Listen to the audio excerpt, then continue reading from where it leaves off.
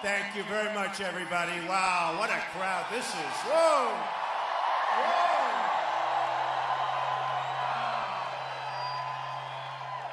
So, I know you have a team that we sort of like. We like Georgia, right? Don't we like? Do we love Herschel Walker?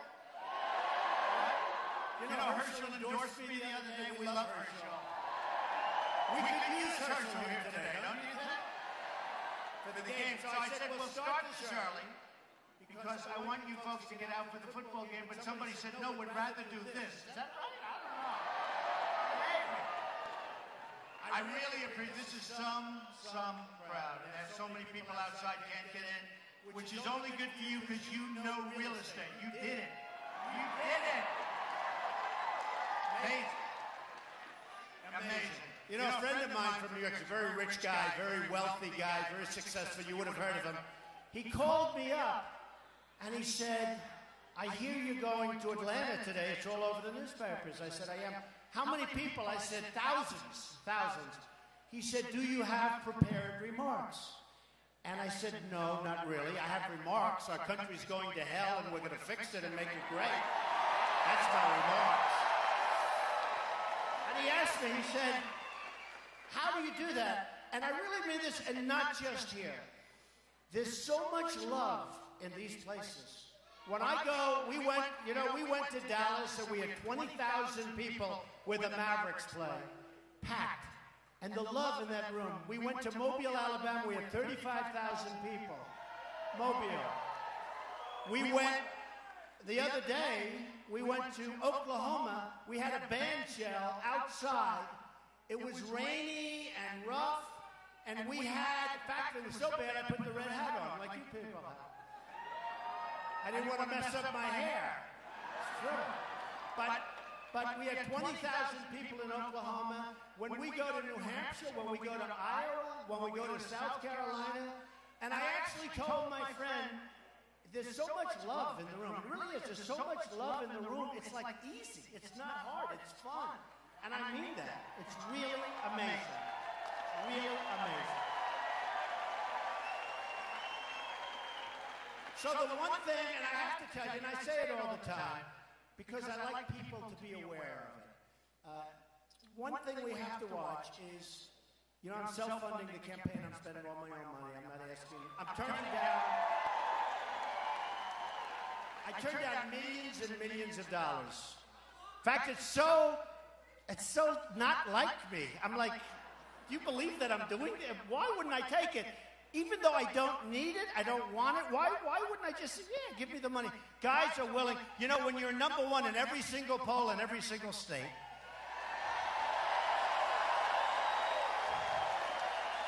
these money guys, some of whom are friends of mine, lobbyists, special interest donors, they come out of the woodwork. Don, I'd like to meet with you. I'd love to be involved with your campaign, you know, because what they want to do, and I was there, folks. Who knows it better than me? I was like the fair-haired boy. I was totally establishment. You know, now they're saying Trump is anti-establishment. Well, 3 months ago, I was totally establishment. I used to give fortunes. I gave $350,000 to the Republican, to the Governors Association. I gave so much money, and you know what? Now I changed. All of a sudden, I'm not establishment, but I'm doing it because I got so sick and tired of politicians, all talk, no action.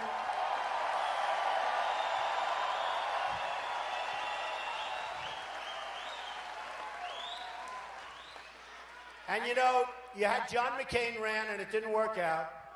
And frankly, you know, look, he tried. But honestly, he had a tough one because with what was happening when that election took place, that wasn't so easy. You have Mitt Romney, he really let us down. It was sad because that was one that should have been won. I mean, he had a guy, a campaign manager, Stuart Spencer, the guy's terrible. And now he's selling a book, he's trying to sell a book. And he goes, well, I don't know if Trump is going to win. I don't think he's going to. This guy is a loser. I've been criticizing him for the last 2 years. And then they ask him questions. But, you know, when Romney lost so badly, because I was hoping that he'd do great, and he should have done great. You had a failing president, and he should have done great. And somehow people weren't inspired. You didn't have rooms like this, believe me. That I can tell you. People were not inspired. And I'm always, all my life I've been backing people. I'll back anybody. Look, I was a businessman. Some people, but you backed a Democrat. Of course I backed whoever wanted. I backed. I was a businessman. They were always so good to me. They were so good to me. So what happens, that was something that should have been won. And Mitt is a good guy, but it didn't work. I don't know, did he choke? Something happened. And I said, we're not going to let it happen again. We're not going to let it happen again. It's not going to happen again. But we have to be careful about two things. Number one are the PACs, because, they've raised hundreds of millions of dollars. Much of it I could have had. I mean, when I tell a guy, I don't want your money, he goes to Jeb, or he goes to Marco Rubio, or he goes to these other people, and they give it to them. That's the problem. Well, let me ask you then. I promise I won't do anything for him.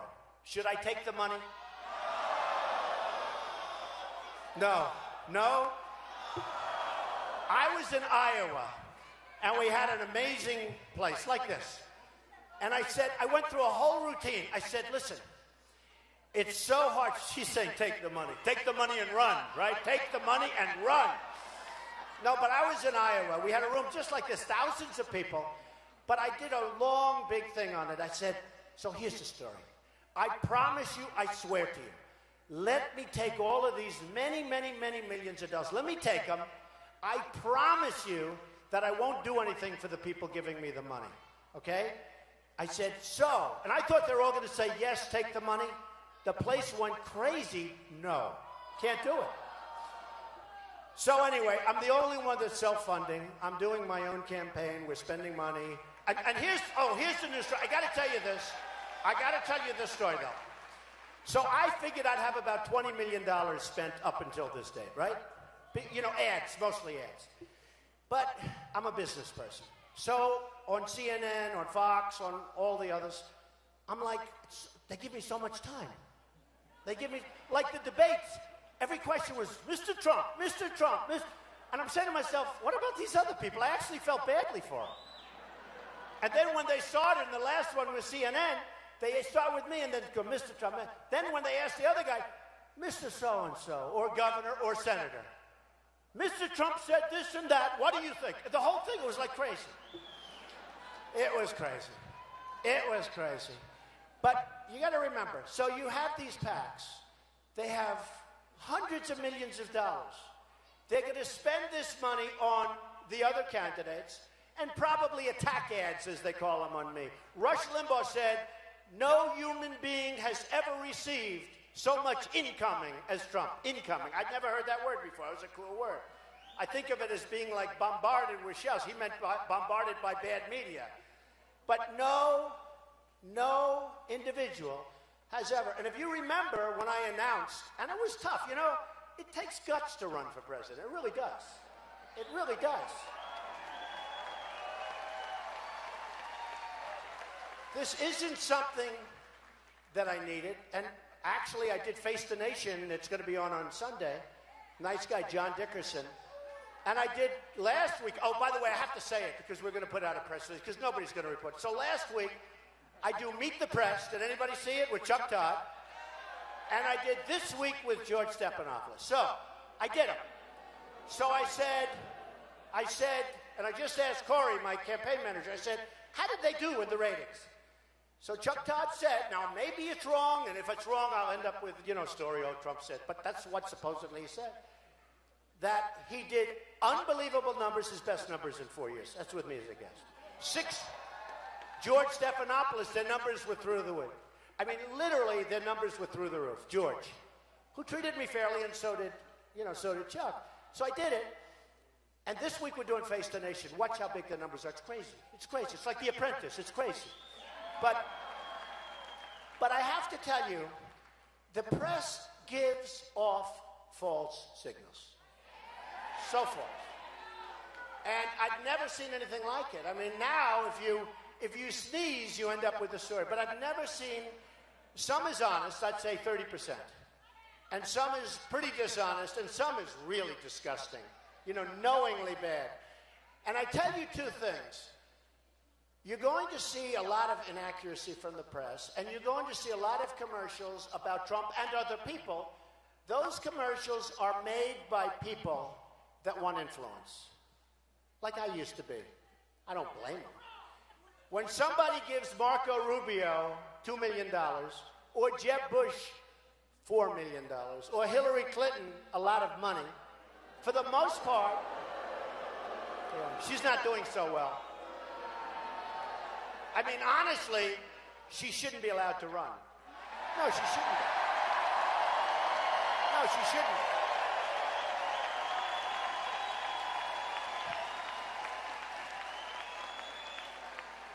I don't think that the Democrats are going to stop her from running because the system is inherently unfair. I can tell you this. If that were a Republican that did what she did with the emails, they would have been in jail 12 months ago. They would have been in jail. It's a very unfair system. It is a very, very unfair system. But I'm telling you, if that were a Republican, it's called jail time. Clink. General Petraeus. You know, it's funny. I watch all these guys that I'm running against. We had 17 total. Now we have 16. Scott Walker was favored to win. And, you know, he went after me. All of a sudden, he was my friend. He came to my office 7, 8 months ago. He gave me a plaque, a trophy, a plaque, because he thought I was great and because I helped him. And he was fine. And then all of a sudden, a month ago, he hit me. I said, why did he do that? Because he was not gaining. And then I hit him back, and he's out. He's gone.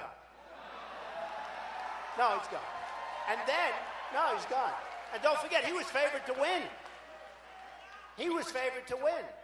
And I heard Charles Krauthammer and some of the others, some of the pundits saying, before I got involved, they said, this is the finest field of people that have ever run for political office. I'm saying, really? You know, why? I don't get it. So he's gone. And then all of a sudden, the governor of Texas, former Governor Perry, he hit me so hard. I couldn't, and he was a friend of mine, take me out to dinner.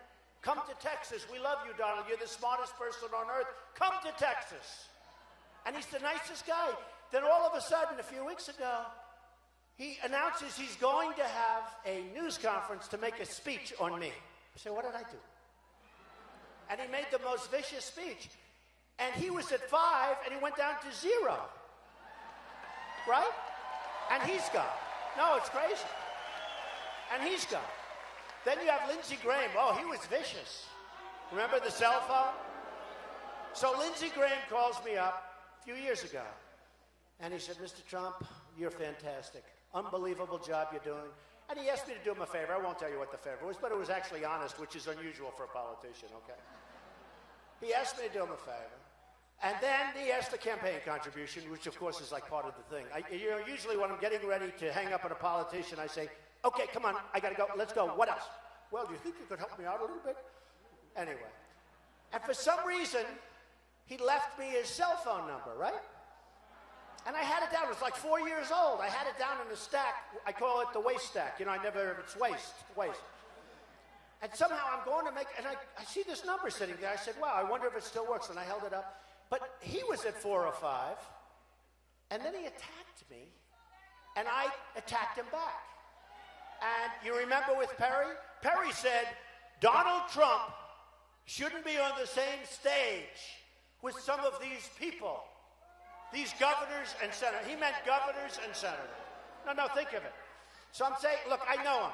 In a couple of cases, you have failed governors, failed senators, not particularly smart people in many cases. And I'm saying to myself, I shouldn't be on the same. So here's what happens. Went to the best school, very smart. I have a good gene pool. My uncle was a professor at MIT for a long time, one of the great people. But I'm saying to myself, I wrote The Art of the Deal. Do we have Art of the Deal, right? One of the great selling business books, probably the best-selling business book of all time. All of these things I did. And then I went out, and I made a fortune. And believe me, I had a small start. I had a father who was great. But you know, you can always tell the haters, I'm doing a book, and it's a rough book. It's going to talk about the problems that we're in. It's coming out in 3 weeks. Crippled America. That's the name of the book.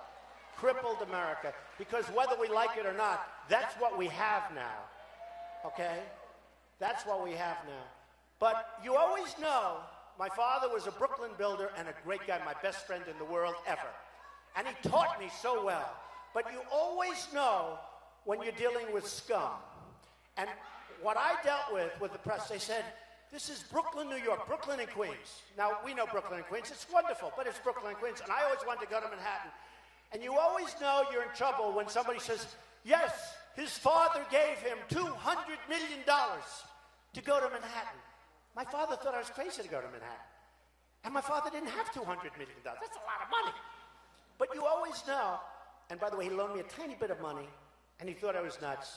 But he said, you know what? I have such confidence in my boy. And I went to Manhattan, and I made a fortune. And I only tell you that, I only tell you that because it's important. It's important to know, you've seen what's happened all over the world. They all said, Trump will never run. The pundits, you know, the pundits. Trump will never run. Then I announced I'm running. They said, oh, what happened? Then they said, he'll never file Form A, or whatever it's called. That's where basically you sign your life away to federal elections, right? He'll never file it. I filed it. They said, oh, that's right.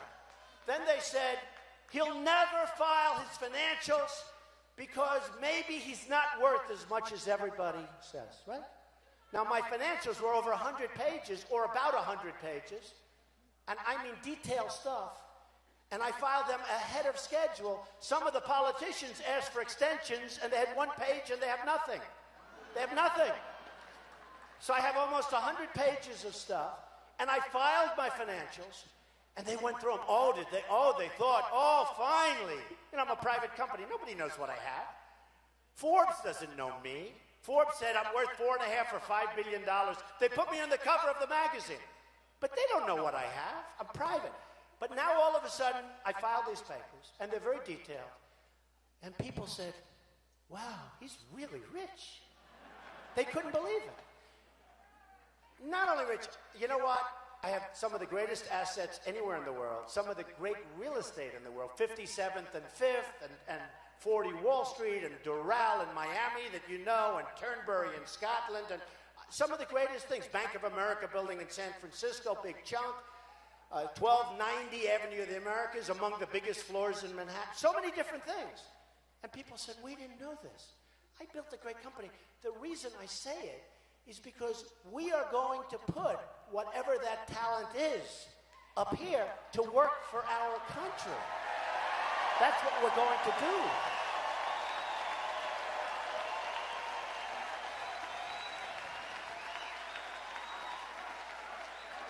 Because our country is in such trouble.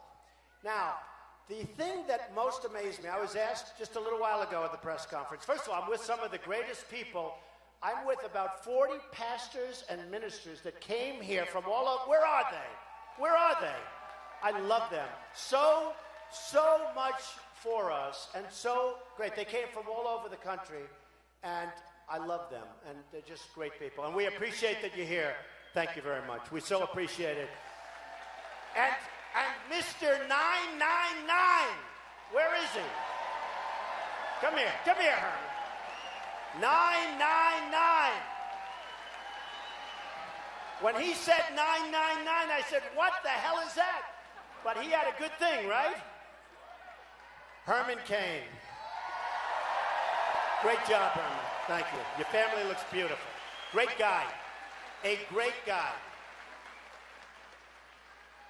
So we have to get the word out. And the word is going to be distorted two ways. It's going to be distorted by money, and it's going to be distorted by the press. Because the press is very dishonest. Most of it. Very dishonest. These people back there with the cameras. See the people? Look at all those cameras back there. Look.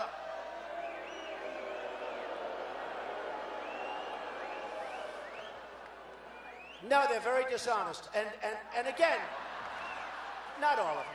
You'll see, like, you see the madhouse. There's Katie Tur of NBC, who's actually been better over the last couple of days. You have CBS, you have ABC, you have CNN, you have Fox, you have MSNBC, you have everybody. And look, so here's what they do. Because we've had crowds like this. I mean, everywhere we go, we have not only sellouts, there are thousands of people outside. And my wife, every time I go home, hello, darling, nice beach. Were many people there?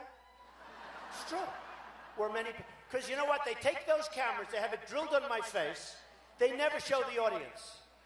And then Katie and the other ones, oh, CNN is brutal. And we're on live CNN. Can you believe I'm on live and I'm saying they're terrible? Brutal.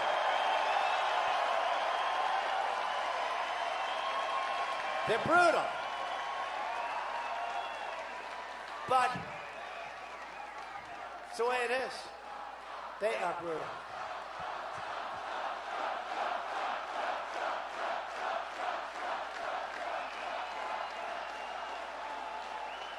So I go home and I say, so Melania, let me ask you, how was I?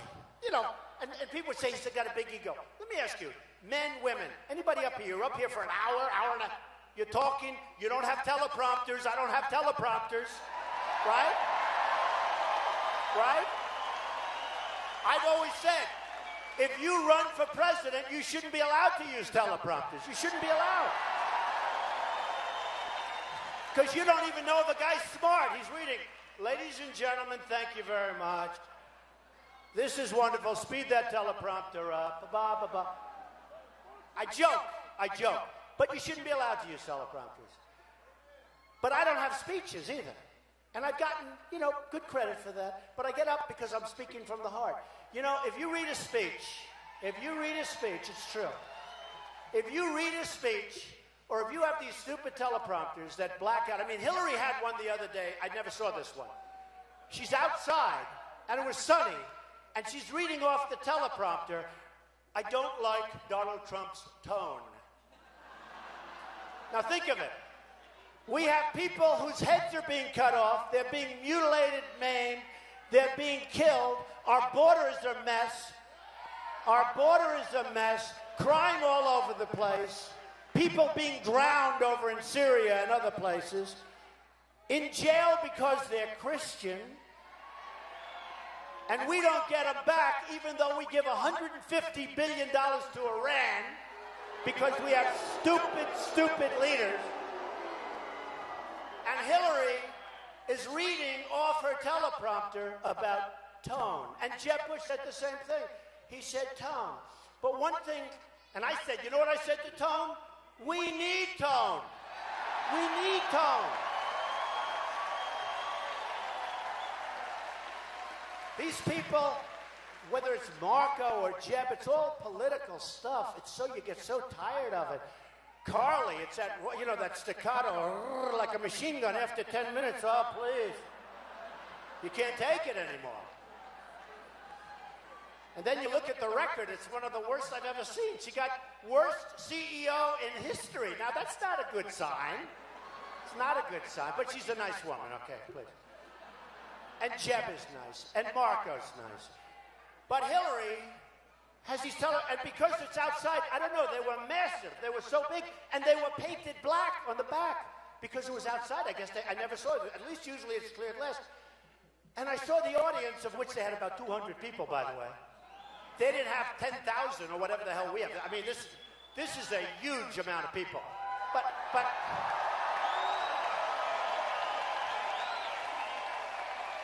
But she's got this massive teleprompter, and the backside is painted black, so she can read it better. And I'm saying that must be awfully tough if you're in the audience. You can't even see her. You can't even see through the glass. But the distortion of what's said is incredible. And, you know, the other day, I was talking about, and I actually think they're all nice people. You know, I know most of them, and for the most part, they're nice people, but I don't care if they're nice. Honestly, I don't care. It's time that we get somebody, because I think I'm a nice person. I love people. I love people. I love the people in this room. I love people. But I'm so tired of seeing our country ripped to shreds by China, by Japan, by Mexico, by Brazil, by Saudi Arabia, by everybody. I mean, give me a list. I'll read every country in the world. Everybody. We have people representing us that are incompetent, and probably, in many cases, they happen to be stupid. I'm sorry. So,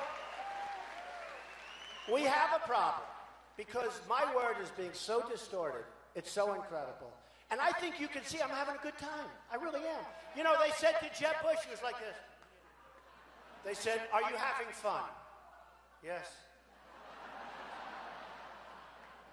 They said to Marco Rubio, "Are you having fun?" He's sweating like a pig.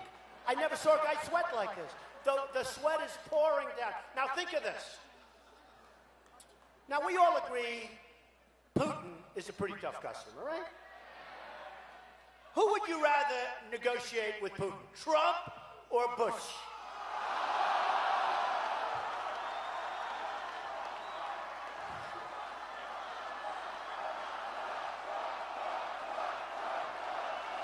How about Hillary? How about that one? How about Hillary? Billions of dollars are missing from the State Department. You know, that's like a little story. Billions of dollars are missing from the State Department. And I'm saying to myself, it's like a little story. Billions. Billions. How do you don't let that happen. You don't let that happen. If like there's $2 missing from his business, he kills somebody.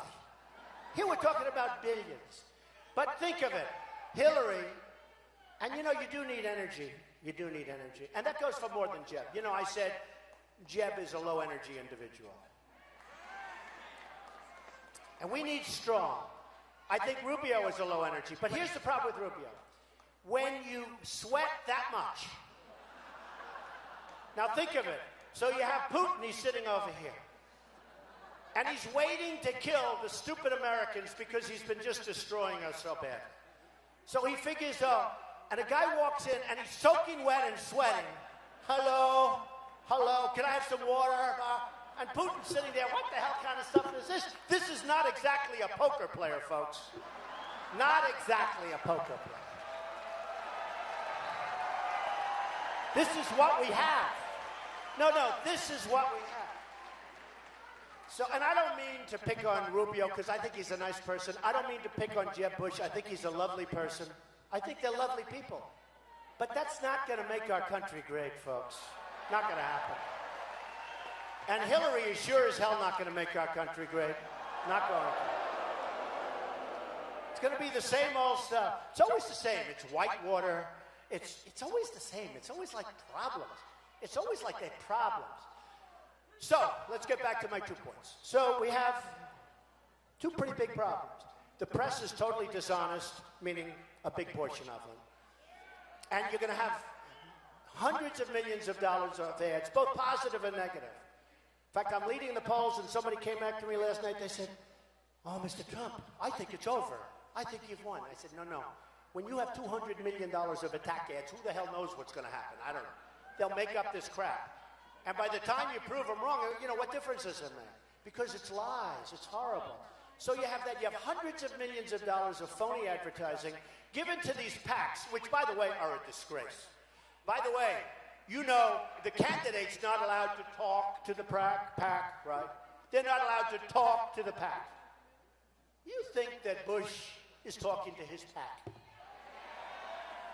Do you think that Hillary is talking to her PAC? Not allowed to, by the way. Not allowed to. I don't. Somebody said I have 5 or 6 PACs. People form these. I don't even know who they are. I have no idea who they are. I saw 2 guys on television. They said, "Yes, we're in charge of such and such a PAC." I said, "Who are these people?" But we have a problem where you're going to have a lot of false messages put out over the next 3-4 months. And I love the people in Iowa, love the people in New Hampshire, love the people in South Carolina. Those are your first 3. Doing great there, but I just don't know. You know, I had a very bad situation. I had this crazy Club for Growth. You ever hear of it, Club for Growth? It's a conservative think tank. Well, I never heard of it. But I heard it was, so they wanted to come up and see me. They came up to see me. You know what? When they say Club for Growth, you know what they're talking about? The growth of their wallet. That's what they're talking about. So the guy comes up to see me, tells me about the Club for Growth. I'm falling asleep listening to him. He's the president. I think he used to be a congressman, so he's well-trained. I think he used to be a congressman. And that was it. Then he asked about money. Would you make a contribution? I said, really? Hey, we can have billions, but you know, you still like to watch your money, right? Don't we watch our money, right? You don't want to be stupid. So anyway, I forgot about him. Totally forgot. It was not a memorable performance he gave. Then what happens is, a week later or so, I get a letter from the Club for Growth. Would you contribute $1 million to the Club for Growth? I said, are these people crazy? Who are they? And I forgot about it. We told him no. And all of a sudden, he has a news conference attacking me. That's politics. And then in Iowa, they spent, listen to this, $1 million on ads against me in Iowa. And it was terrible. I mean, I said to myself, now here's the good news. They used the best pictures. I look so good in those pictures. I'm trying to find where they got them. Because they're stupid. They said 20 years ago, he wanted a tax increase. By the way, I just put in papers asking for a major tax reduction, bigger than anybody else.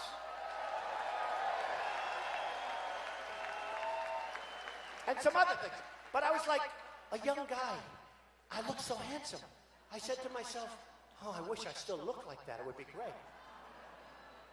So anyway, but that's politics. They're very dishonest people in this business. You know, I'm in real estate, and a lot of Manhattan real estate, and real estate all over the world. And you know, those are tough cookies. They're like little babies compared to these crooked politicians and the crooked press. They're really babies. So you have a problem. So we're going to have a lot of ads come out.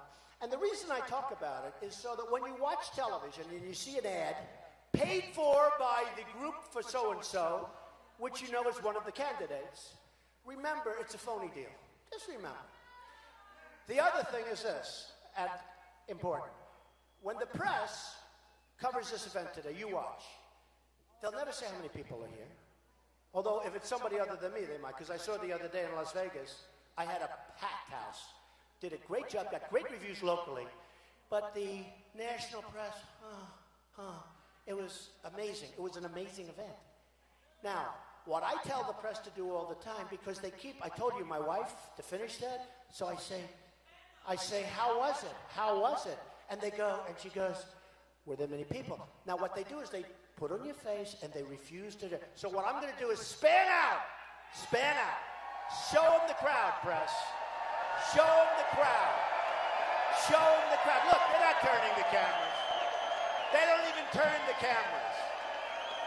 They don't even turn the cameras because you know what? They're very dishonest people.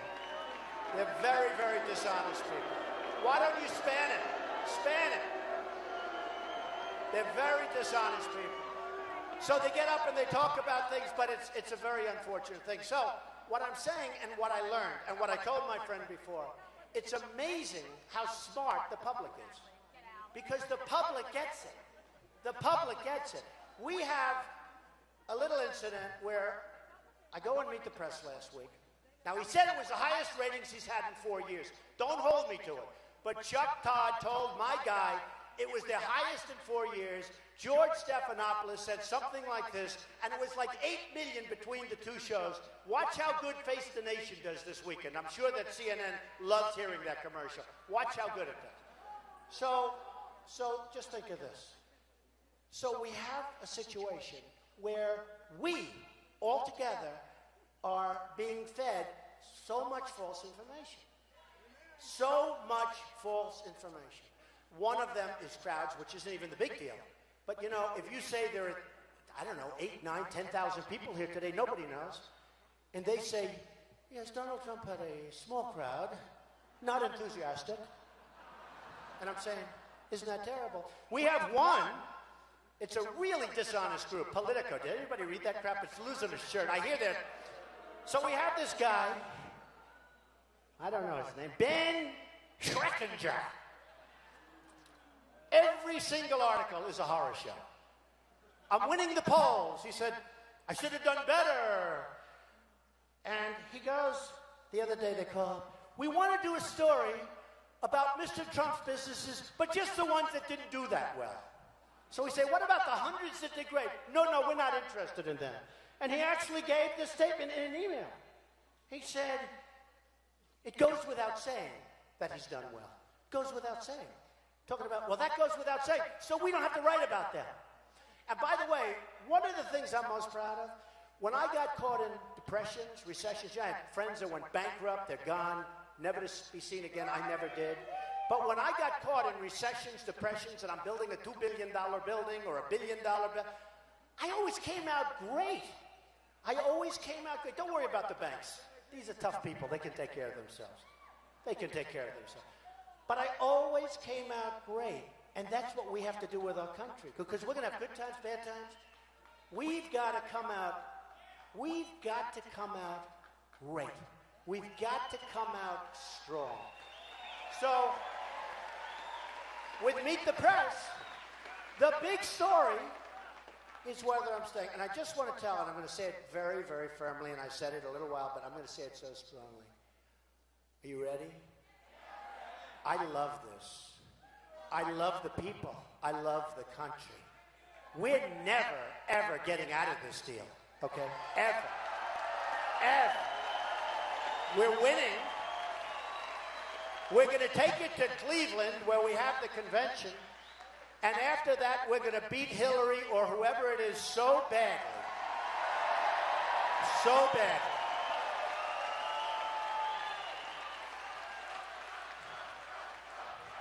Thank you. Thank you. No, I wanted to make it clear. I wanted to make it clear.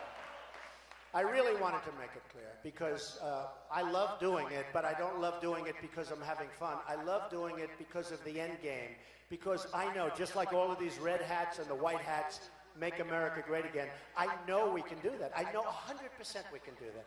It's not even going to be that hard. We can do it. It's not even going to be that hard. When you look at the gross incompetence of our government and the way it's run, the way our government is run, it's not going to be that hard. Let me give you a few examples. And I put in a tax plan, and it's been met very nicely. I mean, it's a very big tax cut. It's going to be, I think, very dynamic for the country and for the economy. And a lot of people have said, really fantastic. And of course, you're always going to have critics, but a lot of people have said, great. But more importantly, we're going to do a lot of cutting. We're going to get rid of Common Core, which a lot of people...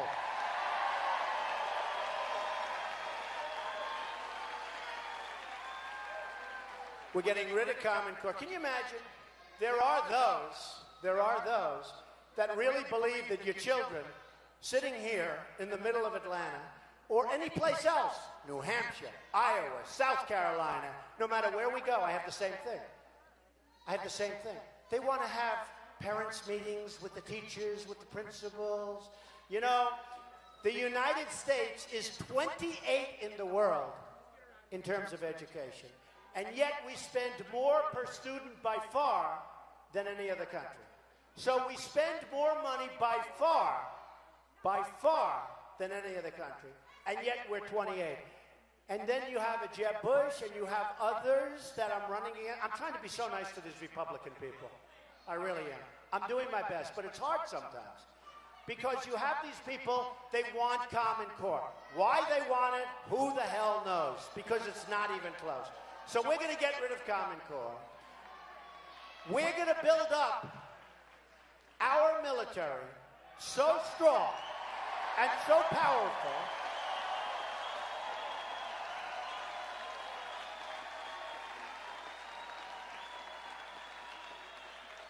a very good man, general, retired 2 weeks ago.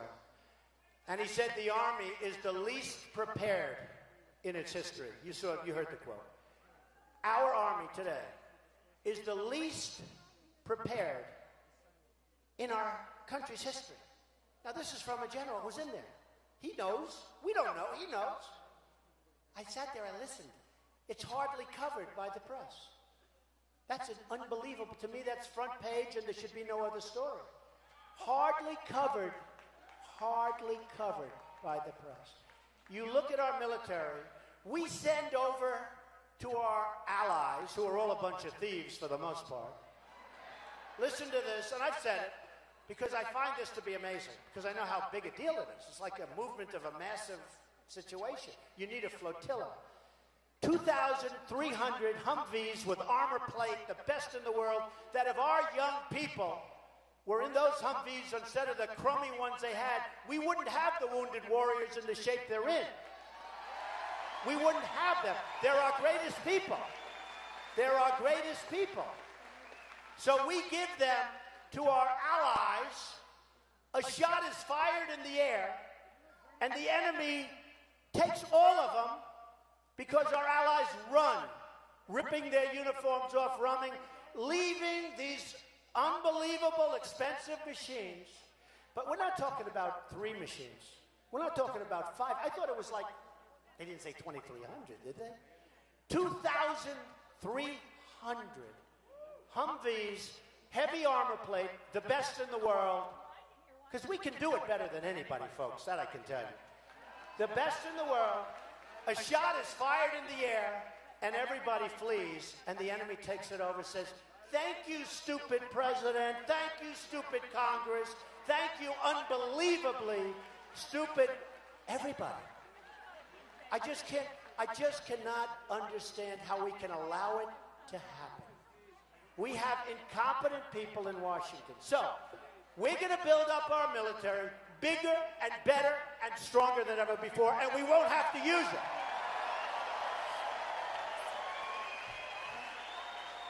We're going to take care of our greatest people, our veterans. We're going to take care of them. Thousands are dying waiting in line. Thousands are dying committing suicide. Thousands. The reports are unbelievable. I don't even like talking about it. The reports are staggering. They're staggering. Our vets are not being treated properly. Illegal veterans are being treated better in many cases. The illegal immigrants, let me just tell you, illegal immigrants are being treated better in many, many instances than our great vets. It can't happen. It can't be that way. It cannot be that way. So our vets are going to be treated great. Our military is going to be strong. We are going to have a border where people cannot come into this country illegally. We're going to have that border.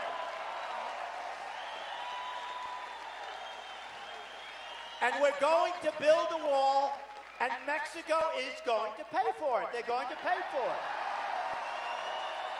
And it's going to be a real wall. It's not going to be one of these jobs I saw the other day where trucks are going. They build a ramp, and they have trucks loaded up with drugs going back and forth. What are we doing? What are we doing? And I love Mexico, and I love the Mexican people. I have thousands of Mexican people and people from all over.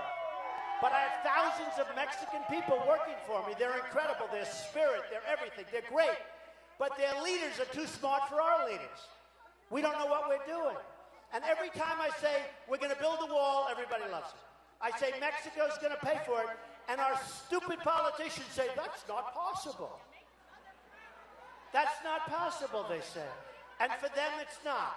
First of all, this is going to be a Trump wall. This is going to be a wall that people aren't going over. If they go over it, it's going to be a long way down, very uncomfortable. And we got to stop the drug trade. You know, the drug cartels are pouring in. They are pouring. It's going to Chicago. It's going to New York. It's going to Atlanta. It's going all over the place, and it's causing problems. So here's the deal. We get the drugs. They get the money. They leave with satchels and satchels of money right across the board. So we're going to build a wall. Mexico's going to pay. So the other day, I was listening to one of my people that I'm competing against, if you can believe. Can you believe I'm a politician now? Ay, ay, ay. I never thought I'd say that about myself. I'm embarrassed. So the other day, one of these politicians is saying, who knows nothing about construction. I mean, I build great buildings. Look at the buildings I built. This is so easy, a wall. Probably precast plank. You know, a parking garage, you ever see? They run those suckers 80, 90 feet long, precast, beautiful. They come in trucks, it goes up like magic.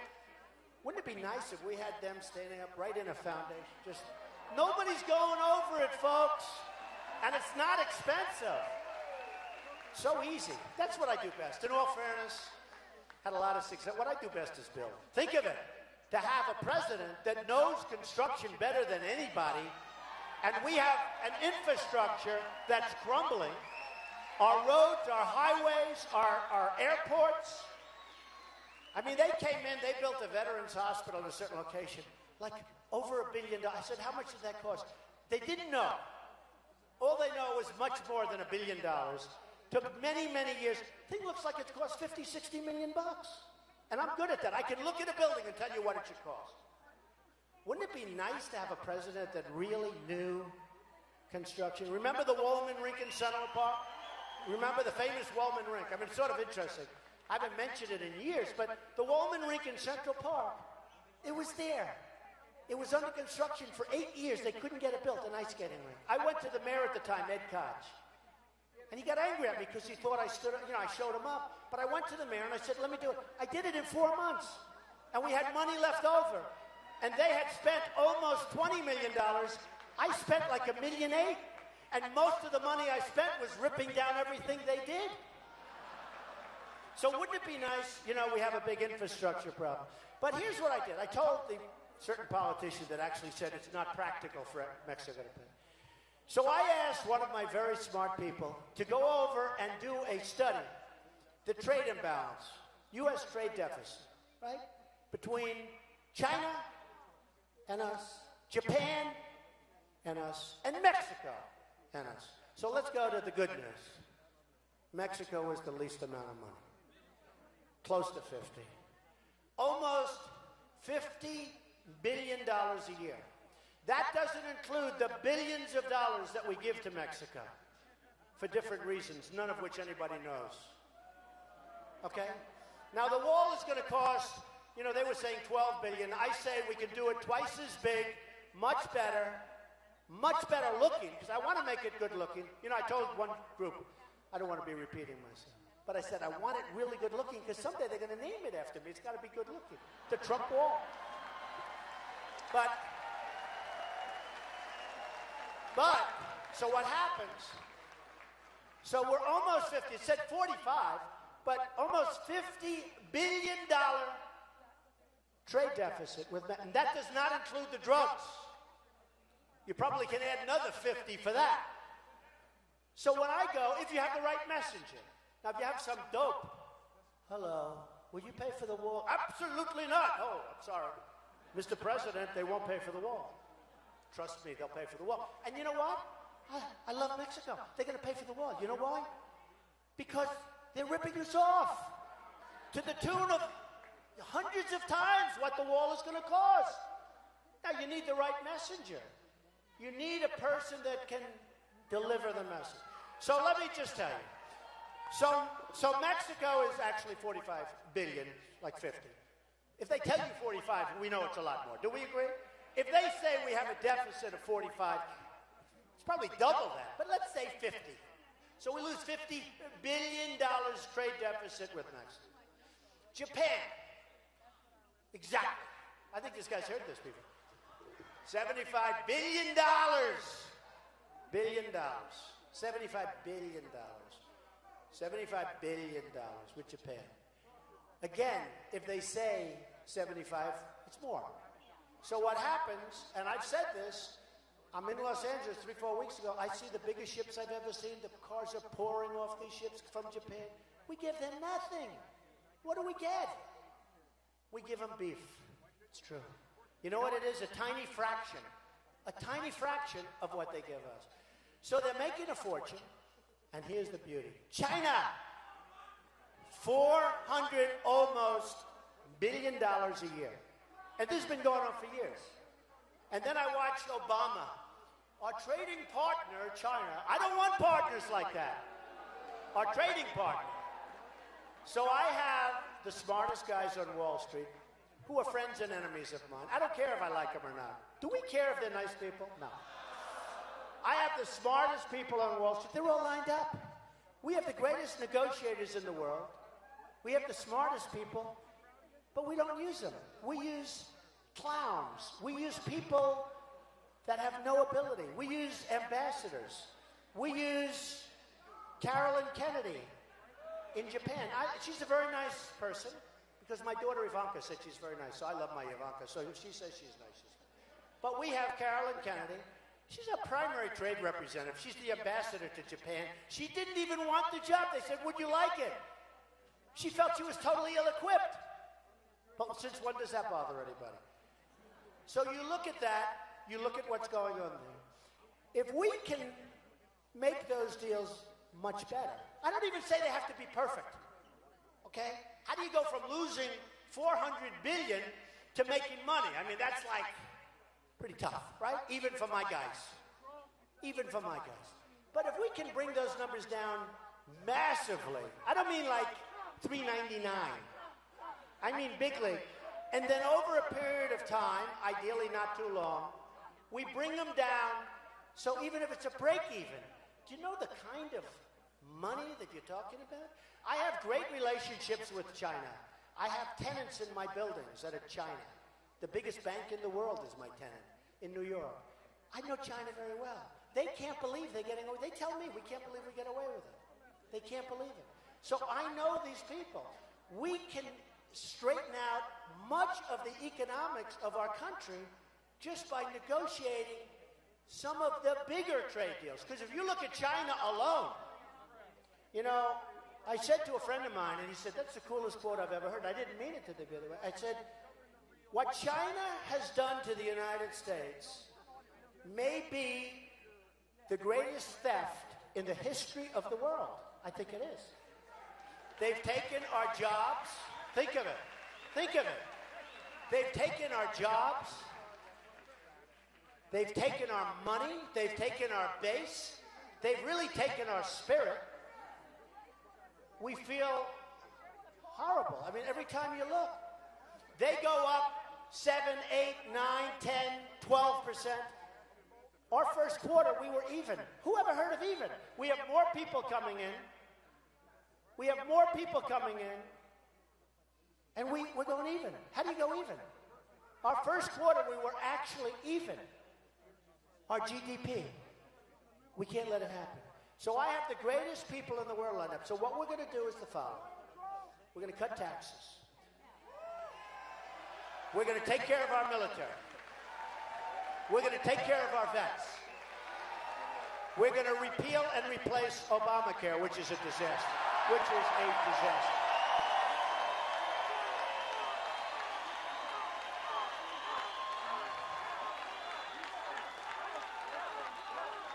We're going to, thank you, we're going to build a wall, and we're going to have a border.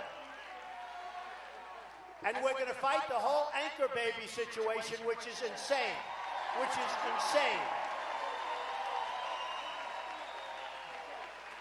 And by the way, some of the greatest legal scholars, you know, you heard, well, Mr. Trump said, a woman's pregnant. She's like almost 9 months. They move her over to the border, and she's getting ready to have the baby. And they move her into the border because our security people and our patrol people, who are fantastic, our Border Patrol people are fantastic. I met with them 2 months ago. They're fantastic people, but they're not allowed to do the job. So they're going to put the baby's going to be born in the United States. Congratulations. You now have a baby for 85 years that we're taking care of. I don't think so. I don't think so. And this isn't Mexico. This is many countries. This is from Asia. This is from all over South America. I mean, the problem we have is we have a porous border. That's the problem. But this is from all over. But that's not what the 14th Amendment says. And in this, I have to tell you, I was a little surprised because a lot of people thought we needed a constitutional amendment because we always heard, if you're born here. Well, if you're born here to a person that's illegal, then it's violated, it's it. And the greatest scholars, legal scholars of the world, are telling me now that I'm right. The only one that's not telling me I'm right are the lawyers that you watch on television, the television lawyers. But I knew it couldn't be this way. So we're going to end it. Hundreds of thousands of people are born on our soil and we say, congratulations, we're taking care of them for 85 years. I don't think so. I don't think so.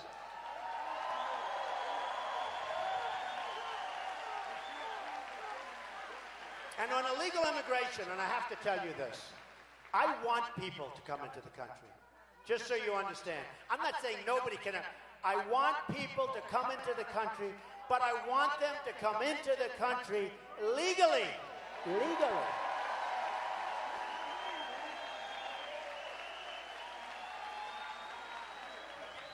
And when I made the statement that we have a tremendous crime problem, everybody said, oh, what a horrible statement. He doesn't like this country or that. I love those countries. I love those countries. But then you had Kate in San Francisco. Magnificent Kate, shot in the back by a guy that's been shoved over here 5 different times. You had Kate. You have so much of it. We have massive crime, and people didn't want to talk about it. And had I not brought it up at my opening, you wouldn't even be talking right now about illegal immigration, and it's become one of the biggest factors. One of the biggest factors. So I want people to come in. I want people that go to Harvard and all of our great colleges. When they're finished and they do well, we force them out of our country. I want them to stay if they want to stay, and many of them want to stay. Let them stay. Let them go to Silicon Valley. We want great people to stay in this country. So, this has been an amazing experience for me. The whole thing has been, from day one, from the time I started, where everybody said, he'll never do it, till now, where we're not leading by a little bit, not a little bit, we're leading by a lot everywhere. Everywhere. You know, yesterday a poll came out in New Hampshire where we're leading by close to 20 points. You believe that? Does anybody write it? No. But we're doing great, and it's been fun, but it's been fun for a different reason. I see the end game. I see what's happening. And I tell people when there's spirit like in this room, I say, look at around the people next to you, because this is more than just a group of people. If you had somebody else over here, they wouldn't be in this big, massive room. They'd be in a small hotel conference room. They'd have 50 or 60 or 90 people, and they'd be sitting around falling asleep. I'm telling you. This is a movement. One of the people who works for me, George, just before I came up, he said, Mr. Trump, I've been doing this for 25 years. And he's done it at the highest level. He said, I have never seen anything like what's happening with your campaign. I've never seen anything like that. I've never seen anything like that.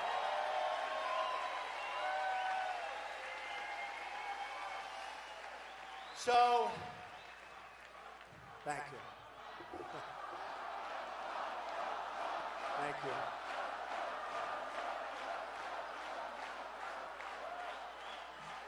Thank you. So, we're going to get out. We're going to get to work. We are going to work so hard. I am going to spend whatever money is necessary. I don't care. And by the way, and because you're saying I can't do it, I will not take from all these guys that want to give it, okay? And to be honest, what does that mean? When the lobbyist comes up to see me that he's representing Ford or he's representing Boeing or he's representing somebody, and he wants a favor, and I didn't take his money, it's so easy to say, no, I have to do the right thing, right? It's so easy. But we are going to do something that's special. This is, and you know, and I say it, they used to call it the silent majority. It's not silent anymore. It's not silent. And it is a majority. It is a majority. People didn't get out to vote in the last election with Romney. You know, if you look at the people, like yourselves, for some reason they weren't inspired. Everyone says you need this view, you need this, you need that. If the people got off their sofa and voted, the Republicans would have won. They weren't inspired. Something happened where they weren't inspired. There are plenty of us. There are plenty of us. great people. And by the way, I think we're going to get a lot of Democrats. I even think we're going to get a lot of liberals because you know what? They want to see the country get better. They want to see our country get better.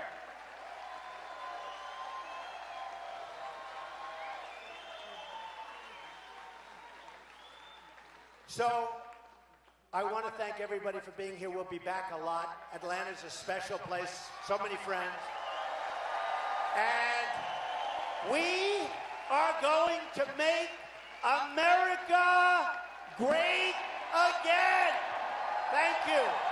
Thank you. Thank you, everybody. I love you. Thank you.